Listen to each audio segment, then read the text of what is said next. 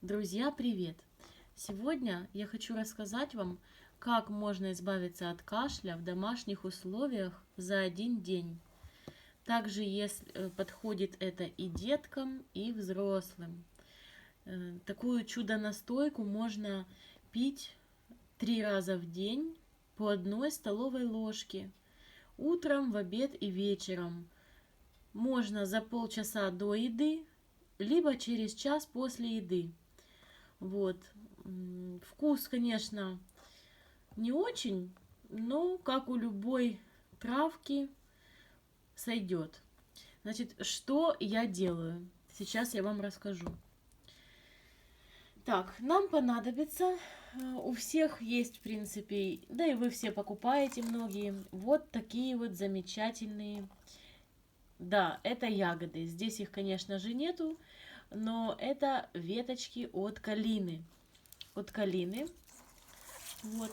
У меня во дворе растет калина, но я покупаю и в магазинах, потому что и на рынке, потому что свою калину я срываю только когда уже зима наступила, когда уже она покрылась льдом, тогда только.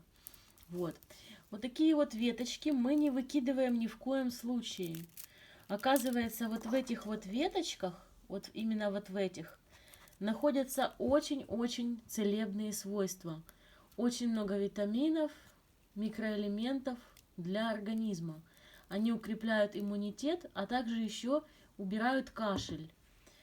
Вот, как мы делаем? Мы берем, срезаем вот эти вот веточки, вот эти вот, и завариваем их вот так вот. Я вам покажу. Видите? Вот так вот получается это все. Водичка закипает. Буквально где-то 2 стаканчика водички можно, или на стакан воды. Вот этот вот пучок.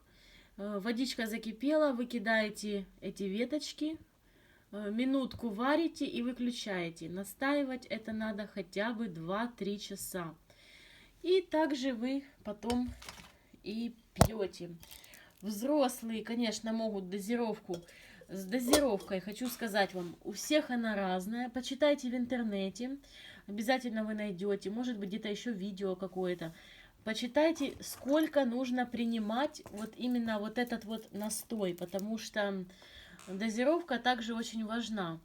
Вот, ну, все, в принципе, поделилась.